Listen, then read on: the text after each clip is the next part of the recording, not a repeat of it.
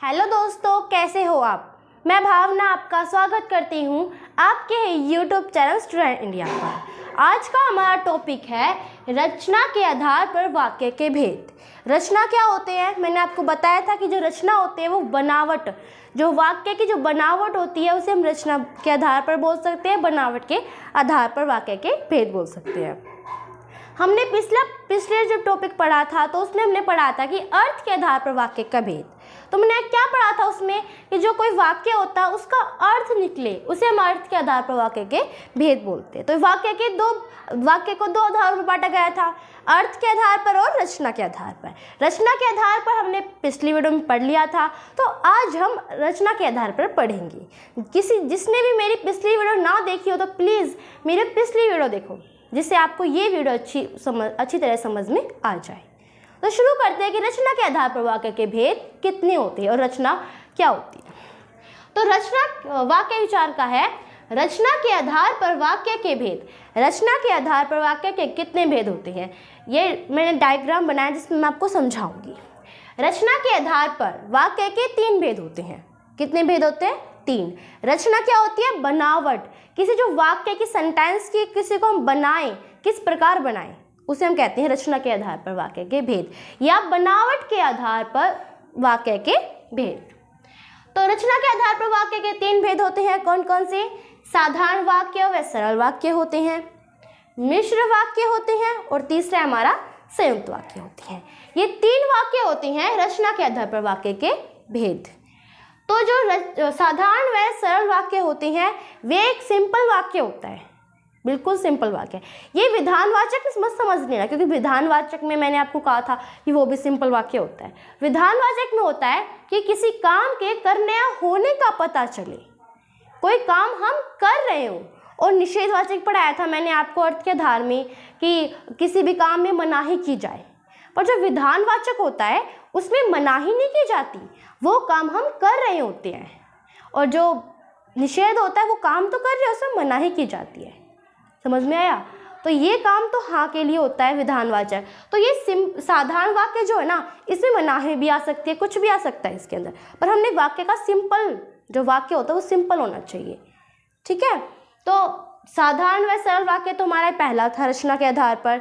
दूसरा है हमारा मिश्रित वाक्य। जो मिश्रित वाक्य होता है, जो मिक्स हो, बिल्कुल मिक्स, कोई वाक्य हो बिल्कुल मिक्स हो, उसे मिश्रित वाक्य कहती हैं। अब जैसे कोई भी वाक्य जो मिश्रित, पहले तो ये देखो, साधारण व सरल वाक्य होती है उसके अंदर एक तो उद्देश्य होता है, एक विधेय होता है। मैं आपको थोड़ा थोड़ा बता रही हूँ। साधारण वाक्य और सरल वाक्य में एक उद्देश्य होता है और एक ही विधेय होता है। और मिश्रित वाक्य और संयुक्त वाक्य में एक उद्देश्य हो सकता है या दो विधेय हो सकते हैं, 2 विधेय हो सकते हैं, 2 उद्देश्य हो सकते हैं। इनमें मतलब कुछ भी हो सकता है। परंतु जो साधारण सरल वाक्य होता है उसमें सिर्फ एक ही विधेय होता है और एक ही उद्देश्य होता है। समझ में आया?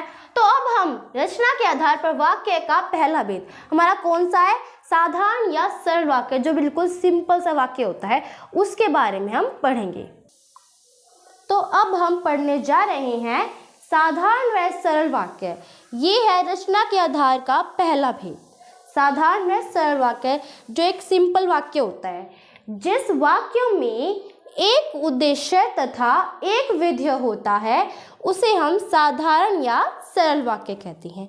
इसका मतलब है कि उद्देश्य क्या होता है। अब मैंने आपको बताया जो उद्देश्य होता है उसे हम इंग्लिश में बोलते हैं सब्जेक्ट, और जो विधेय होता है उसे हम बोलते हैं प्रीडिकेट। या तो हम इसे प्रीडिकेट की जगह ऑब्जेक्ट भी बोल सकते हैं, क्योंकि जो कर्ता होता है वो सब्जेक्ट होता है, जो बाकी का जो बचा है, जो कर्म होता है, वो हमारा ऑब्जेक्ट होता है। उसी प्रकार ये उद्देश्य और विधेय में होता है।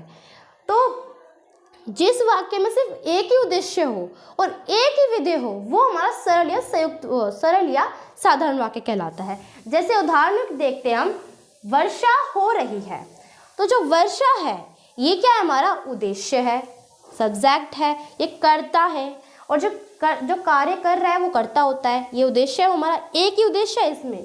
और जो बचा कुछ है यहाँ पे लास्ट का, तो ये हमारा क्या हुआ? विधेय हुआ। ये जो हमारा बचा है ये हमारा है विधेय। लास्ट का जो भी बचता है वो हमारा विधेय होता है। जिसे हम इंग्लिश में बोलते हैं प्रीडिकेट। तो इसमें एक ही उद्देश्य है, ये एक ही उद्देश्य है और एक ही विधेय है, तो बिल्कुल साधारण और सिंपल वाक्य है। इसमें काम ना भी कर सकते, हम काम कर भी सकते, इच्छा भी हो सकते हैं, परंतु ये एक सिंपल वाक्य होना चाहिए। इसमें ना तो दो उद्देश्य हो, ना ही दो विधेय हो, ना ही एक उद्देश्य दो विधेय हो, बिल्कुल एक ही उद्देश्य होना चाहिए और एक ही विधेय होना चाहिए, तभी जाके ये हमारा साधारण और सरल वाक्य कहलाएगा। तो सेकंड है, मोहन पतंग उड़ा रहा है। तो जो मोहन है ये क्या है, हमारा उद्देश्य है, समझ में आया, क्योंकि ये कार्य को कर रहा है, करता है ये। और जो बाकी का जो बचा है हमारा, ये हमारा क्या है, विधेय, प्रीडिकेट जिसे हम बोलते हैं, ऑब्जेक्ट। ठीक है, तो इसमें एक ही तो क्या हमारा उद्देश्य है, तो एक ही क्या है हमारा विधेय है। तो ये हमारा क्या हुआ, साधारण व सरल वाक्य। तीसरा हमारा, बच्चे मैदान में खेल रहे हैं। तो बच्चे हमारा क्या है, उद्देश्य, एक उद्देश्य है, बाकी का जो बचा है वो हमारा विधेय है, एक विधेय है। तो ये भी हमारा क्या हुआ, साधारण वाक्य है। ये हमारा उद्देश्य है और जो बाकी का जो बचता है हमारा पार्ट, ये हमारा विधेय होता है। इसी प्रकार बच्चे भी हमारा उद्देश्य है और जो बाकी का लास्ट पार्ट बचता है वो हमारा क्या है, उद्देश्य है। समझ में आए। तो जिस भी वाक्य में एक ही उद्देश्य हो और एक ही विधेय हो, वो हमारा साधारण वाक्य कहलाएगा। अगर जिसमें दो उद्देश्य है, दो विधेय आ जाए, तो हमारा साधारण वाक्य नहीं कहलाएगा। अब जो दो उद्देश्य है, जब हम इसके आगे जो नेक्स्ट पार्ट पढ़ेंगे, हम रचना के आधार का मिश्रित और संयुक्त वाक्य है, उसके अंदर दो उद्देश्य भी आ सकते हैं, दो विधेय भी आ सकते हैं, या दो विधेय मतलब एक विधेय आ सकता है, दो उद्देश्य आ सकते हैं, या एक उद्देश्य आ सकता है, दो विधेय आ सकता है, कुछ भी आ सकता है। परंतु जिस वाक्य में एक ही उद्देश्य और एक ही विधेय होता है, वो हमारा सरल या संयुक्त वाक्य कहलाता है। ये आप याद रखना। समझ में आया कि सरल और संयुक्त वाक्य क्या होता है। तो अगर आपको सरल और संयुक्त वाक्य, जो सिंपल वाक्य होता है, उसके बारे में समझ आ गया हो, तो हम रचना के आधार का नेक्स्ट पार्ट कौन सा है हमारा, संयुक्त वाक्य, संयुक्त वाक्य के बारे में पढ़ेंगे कि संयुक्त वाक्य क्या हो। तो रचना के दृष्टि से वाक्य का दूसरा भेद है हमारा संयुक्त वाक्य। तो अब हम संयुक्त वाक्य के बारे में पढ़ेंगे कि संयुक्त वाक्य होता क्या है। पिछली बार मैंने आपको सरल वाक्य और साधारण वाक्य पढ़ाया था। जो सरल और साधारण वाक्य होता है उसके अंदर एक उद्देश्य होता है और एक ही विधेय होता है, समझाया था ना। तो रचना के आधार पर वाक्य का पहला भेद था। तो अब हम इसका दूसरा भेद पढ़ेंगे कि दूसरा भेद हमारा क्या है। तो दूसरा भेद है हमारा संयुक्त वाक्य। अब संयुक्त वाक्य जो, अब इसके बोलने से इसका वर्ड जो है, इससे आपको पता चल रहा है संयुक्त मतलब जोड़ना, किसी चीज को संयुक्त करना, समझ में आया। तो अब संयुक्त वाक्य की डेफिनेशन है, जिस वाक्य में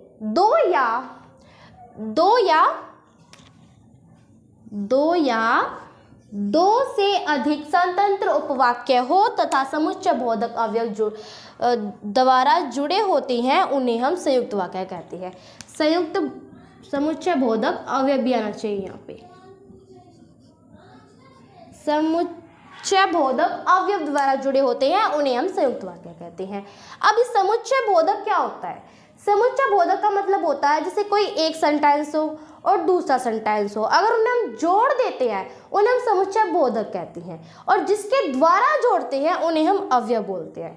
तो अवयव, जो अवयव होते हैं वे क्या होते हैं, जिनका रूप किसी भी कंडीशन में बदलता नहीं है, किसी भी स्थिति में वो बदलेगा नहीं, चाहे लिंग बदल जाए, वचन बदल जाए, कारक बदल जाए, क्रिया बदल जाए, कुछ भी बदल जाए, परंतु जो अवयव होते हैं वो किसी भी कंडीशन में नहीं बदलेगा।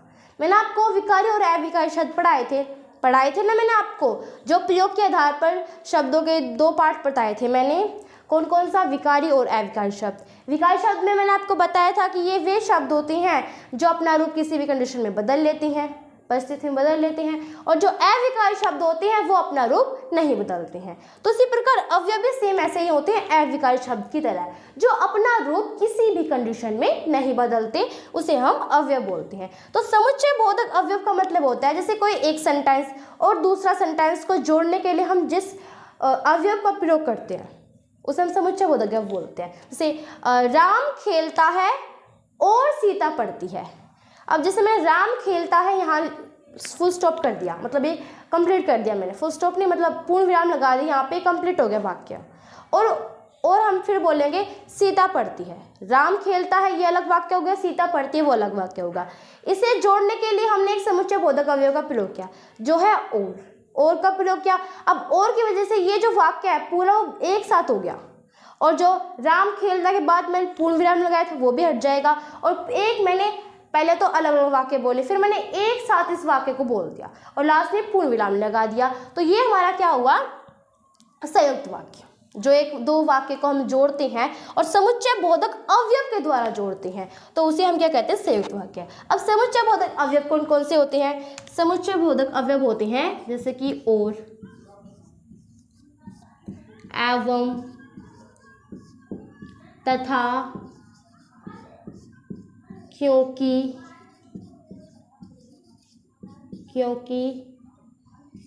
इसलिए आदि। ये होते हैं हमारे समुच्चय बोधक अवयव जो अपना रूप किसी भी कंडीशन में नहीं बदलते। ऐसे बहुत सारे होते हैं जैसे कि और, एवं, तथा, क्योंकि, इसलिए आदि, वैसे बहुत ज़्यादा होते हैं। समझ में आए? तो ये थे आपके समुच्चय बोधक ये समुच्चय बोधक अवयव थे आपके। तो आपको समझ में आया संयुक्त वाक्य किसे कहते हैं? कि जैसे कि दो वाक्य को हम जोड़ देते हैं और जिसका प्रयोग करते हैं समुच्चय बोधक अवयव का जो हम प्रयोग करते हैं उसे हम क्या कहते हैं, समुच्चय बोधक संयुक्त वाक्य बोलते हैं। तो अब हम करेंगे इसके उदाहरण। ये है हमारे एग्जाम्पल, उदाहरण, ठीक है। तो इसमें क्या कहा गया कि पहला हमारा माँ बाजार गई तथा सब्जियां लेकर आई, या तो इसमें हम तथा की जगह और भी लगा सकते हैं और ज्यादा इजी रहेगा। माँ बाजार गई और सब्जियां लेकर आई, इसमें माँ बाजार गई ये क्या है, पहले तो इसमें मुख्य उपवाक्य ढूंढना है। मुख्य क्या होता है, जो मेन सेंटेंस होता है। तो इसमें मेन क्या है हमारा, माँ बाजार गई, ये मेन है। साथ ही स्वतंत्र वाक्य है, जिसमें मैंने आपको ये बताया था ना, जिस वाक्य में दो या दो से अधिक स्वतंत्र उपवाक्य हो, बिल्कुल स्वतंत्र हो, जो फ्री उपवाक्य से हम बोलते हैं। तो माँ बाजार गई, ये क्या हमारा स्वतंत्र उपवाक्य है, इस पे आश्रित हमारा कोई वाक्य नहीं है। और सब्जियां लेकर आई, अगर हम सब्जियां और को हटा भी देंगे तो इतना वाक्य हमारा पूर्ण हो जाएगा, और इतना सब्जियां लेकर आई ये भी अपना पूर्ण है। ये दोनों वाक्य जो है क्या है, ये स्वतंत्र वाक्य है।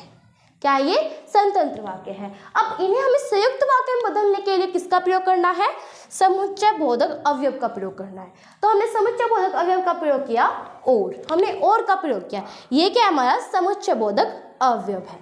तो और लगाने से ये दो वाक्य क्या बन गया, एक वाक्य जुड़ गया है। दो वाक्य थे अलग अलग, डिफरेंस और स्वतंत्र, उन्हें जोड़ने के लिए हमने किसका प्रयोग किया, समुच्चय बोधक अवयव का प्रयोग किया। ये दो वाक्य एक बड़ा वाक्य जुड़ गया तो ये हमारा संयुक्त वाक्य कहलाया। जैसे कि संयुक्त मतलब जोड़ना, समझ में आया। सेकेंड है आप खाना खाएं, स्वतंत्र है, और हटा दीजिए। आराम किया, आराम करिया, और आराम करें। आप खाना खाए और आराम करें, तो आप खाना खाइए अपने आप में स्वतंत्र है, आराम करें ये भी अपने आप में स्वतंत्र है। इन्हें जोड़ने के लिए हमने किसका प्रयोग किया, समुच्चय बोधक अवयव का प्रयोग किया। और हमारा ये क्या है, और, जो और है हमारा ये हमारा समुच्चय बोधक अवयव है। थर्ड है हमारा आप चाय पिएंगे या कॉफी, ये भी हमारा क्या है, संयुक्त वाक्य। तो संयुक्त वाक्य में सिर्फ इतना ही है, कुछ जैसे कि कोई एक वाक्य और दो वाक्य होते हैं, उन दोनों वाक्य को जोड़ने के लिए वो दो वाक्य स्वतंत्र होते हैं, एक दूसरे पर डिपेंडेंट नहीं होते, वो स्वतंत्र वाक्य होते हैं। इन्हें जोड़ने के लिए हम किसका प्रयोग करते हैं, इस समुच्चय बोधक अवयव का प्रयोग करते हैं, तब जाके वो हमारा संयुक्त वाक्य कहलाता है। तो ये था आपका संयुक्त वाक्य। इस संयुक्त वाक्य में सिर्फ इतना ही है कि जो दो वाक्य होते हैं इन्हें जोड़ने के लिए हम किसका प्रयोग करते हैं, समुच्चय बोधक अवयव का प्रयोग करते हैं। समझ में आया कि संयुक्त वाक्य क्या होते हैं। तो अगर आपको संयुक्त वाक्य समझ में आ गया हो तो अब हम संयुक्त वाक्य की पहचान के बारे में समझेंगे कि संयुक्त वाक्य को हम पहचाने कैसे। तो अब हम संयुक्त वाक्य की पहचान के बारे में पढ़ेंगे कि संयुक्त वाक्यों को हम पहचाने कैसे। तो दो वाक्य के बीच समाधिकरण संबंध होता है। इसमें क्या गया है कि जो दोनों वाक्य होते हैं, मैंने आपको बताया था वो स्वतंत्र होते हैं दोनों वाक्य को, जो उन्हें जोड़ने के लिए हम किसका प्रयोग करते हैं, समुच्चय बोधक अवयव का प्रयोग करते हैं। तो दोनों वाक्य जो है उनके अंदर समान समानाधिकरण संबंध होता है वो समान होते हैं, ना किसी की वैल्यू ज़्यादा होती है ना कम होती है, वे इक्वल टाइप के होते हैं, बराबर होते हैं। तो जिस उपवाक्य जो दोनों उपवाक्य है उनके बीच क्या होता है, समानाधिकरण संबंध होता है। इसमें सिर्फ इतना ही कहा गया है कि ना तो इसमें कोई ज़्यादा ऊपर होता है ना कोई नीचे होता है, ना किसी की वैल्यू हाई होती है ना लो होती है, ये बिल्कुल समान होते हैं, इक्वल टाइप के होते हैं। सेकेंड हमारा, संयुक्त वाक्य में दो या दो से अधिक मुख्य या स्वतंत्र उपवाक्य होते हैं। इसमें क्या कहा गया है कि संयुक्त वाक्य में दो या दो से अधिक मुख्य या स्वतंत्र उपवाक्य होते हैं। संयुक्त वाक्य में दो या दो से अधिक मुख्य उपवाक्य, जैसे मैंने आपको बोला था, माँ बाजार गई और सब्जी लेकर आई, ये तो क्या है, स्वतंत्र वाक्य है, आपको मैंने बताया था। साथ में से मुख्य वाक्य कौन सा है, माँ बाजार गई, ये मुख्य है, मेन सेंटेंस है, माँ का बाजार जाना। उसी पर आधारित हमारा कौन सा है, सब्जी का आना। जो सब्जी कौन लेके आया था, माँ लेके आई थी, तो माँ हमारा मुख्य है, उस पर आश्रित क्या है, सब्जी का लाना। समझ में आया। उपवाक्य होते हुए भी इसमें पूर्ण अर्थ का बोध होता है।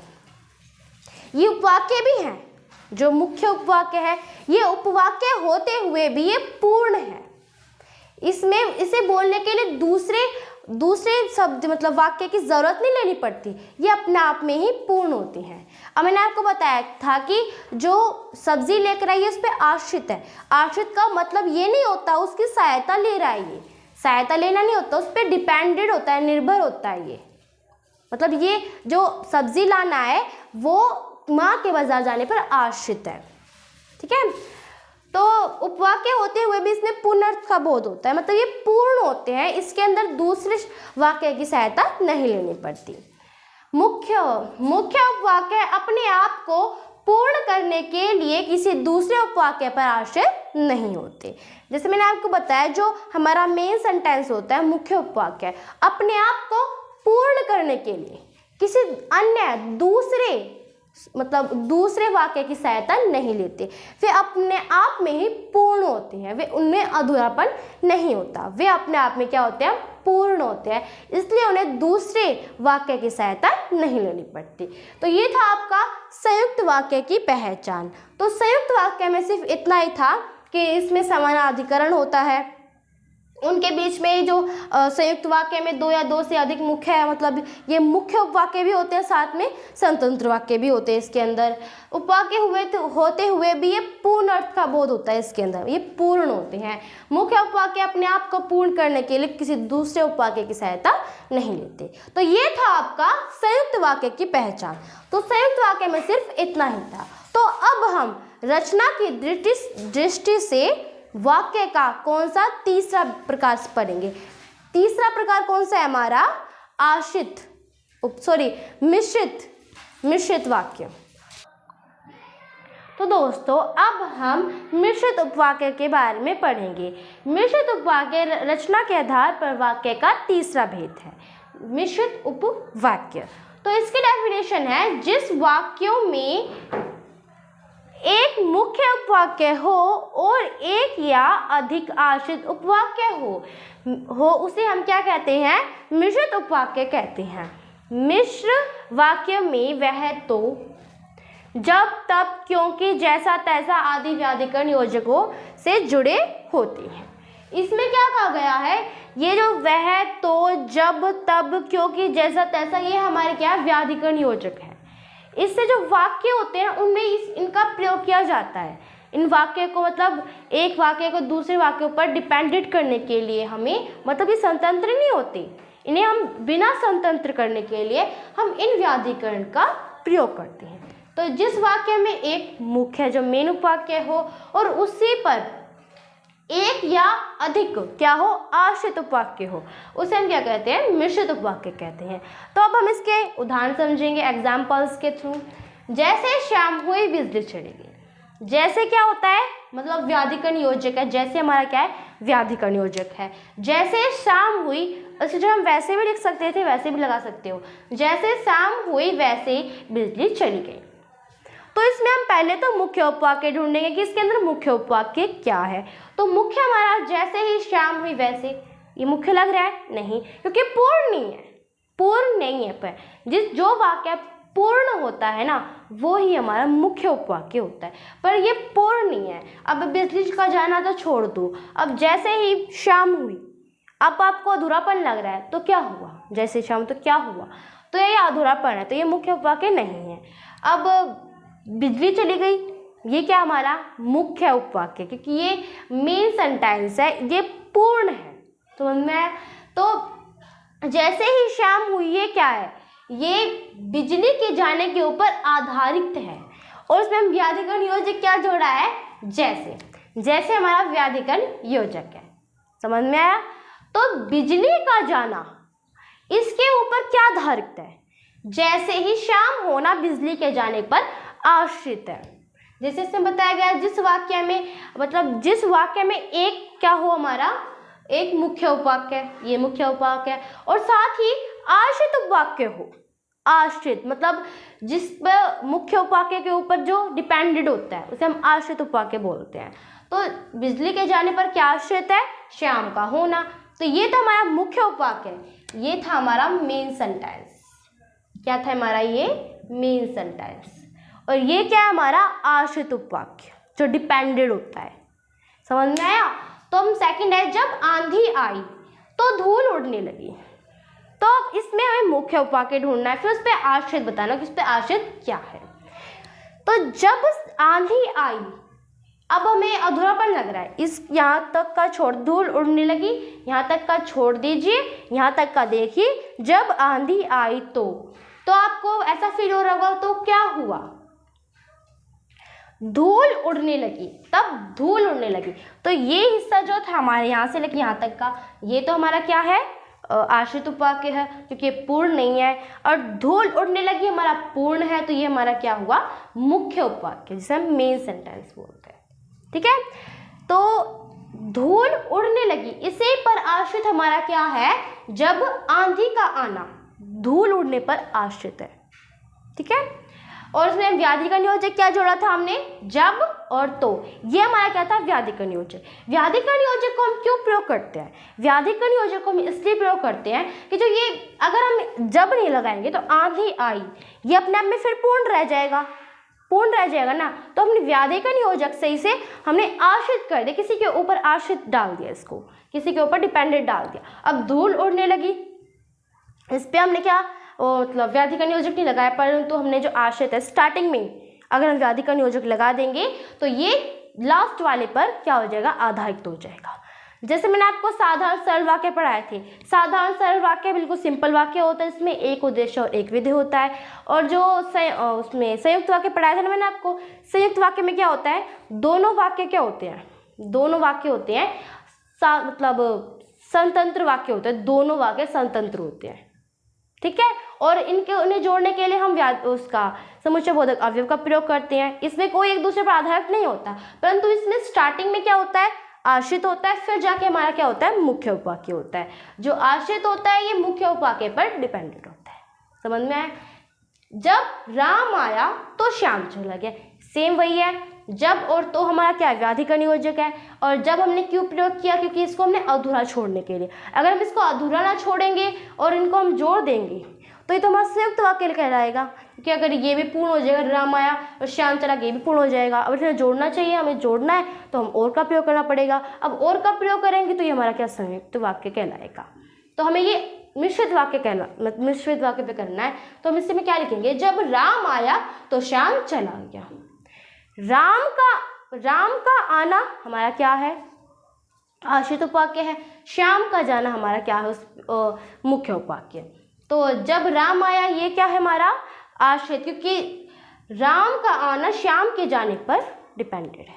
समझ में आया? तो ये था आपका मिश्रित उपवाक्य। मिश्रित उपवाक्य में क्या होता है? जो स्टार्टिंग का होता है, स्टार्टिंग का, उसके अंदर अगर व्याधिकरण योजक डाल देते हैं तो वे दूसरे उपवाक्य पर आश्रित हो जाता है। तो ये था आपका मिश्रित उपवाक्य। अगर आपको मिश्रित उपवाक्य के बारे में समझ में आ गया हो तो हम पढ़ेंगे कि मिश्रित उपवाक्य के एक टेबल, क्योंकि मिश्रित उपवाक्य को समझाने के लिए हम इससे एक छोटी सी टेबल पढ़ेंगे जिससे आपको ये अच्छी तरह से समझ में आ जाए। तो हम इसके टेबल पढ़ते हैं।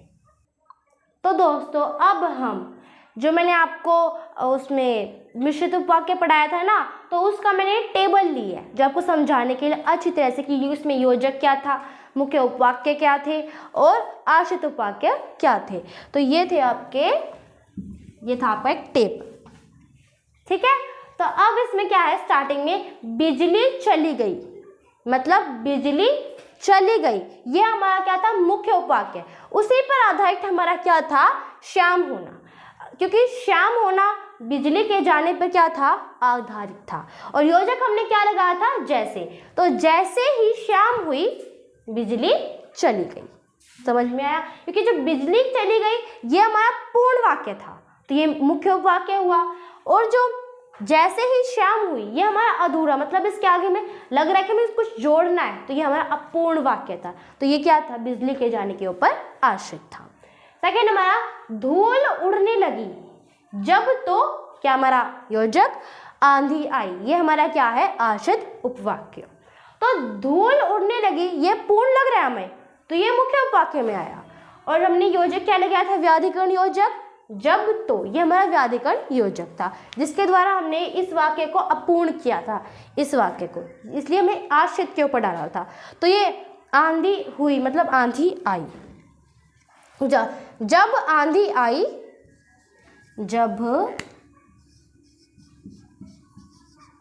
जब आंधी आई तो धूल उड़ने लगी।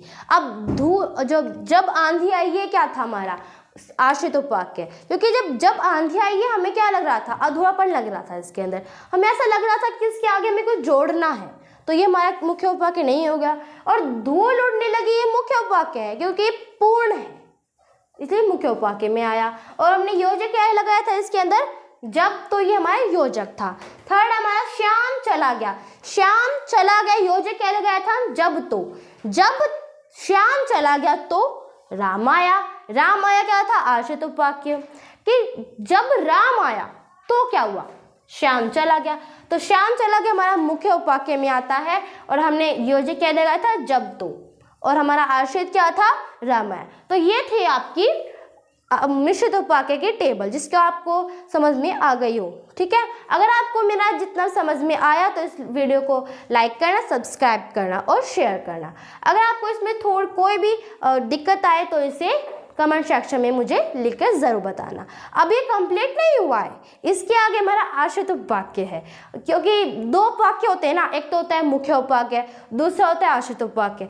मुख्य उपवाक्य के कोई प्रकार नहीं होते, सिर्फ एक आश्रित उपवाक्य के 3 प्रकार होते हैं। पहला होता है संज्ञा उपवाक्य, दूसरा होता है विशेषण उपवाक्य और तीसरा होता है हमारा क्रिया विशेषण उपवाक्य, जो कि मैं आपको इस वीडियो में नहीं बताऊंगी। मैं आपको ये अगली वीडियो में बताऊंगी इन 3 आश्रित उपवाक्य के प्रकार। तो ये था आपका रचना के आधार पर वाक्य के 3 प्रकार, कौन कौन से थे, साधारण या सरल वाक्य, संयुक्त वाक्य और मिश्रित वाक्य।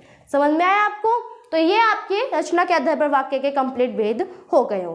तो अगर आपको मेरी वीडियो पसंद आई तो उसे लाइक करना, सब्सक्राइब करना और शेयर करना। Thanks for watching my video.